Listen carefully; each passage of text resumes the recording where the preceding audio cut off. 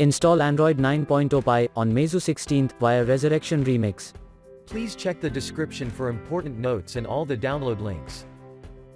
First download ROM and GApps packages, then transfer the downloaded files to the phone storage, link is in the description below. Step 2. Boot your device into TWRP recovery. Once in TWRP, click on Wipe, Advanced Wipe, and select the check boxes, as shown in the image, excluding internal storage.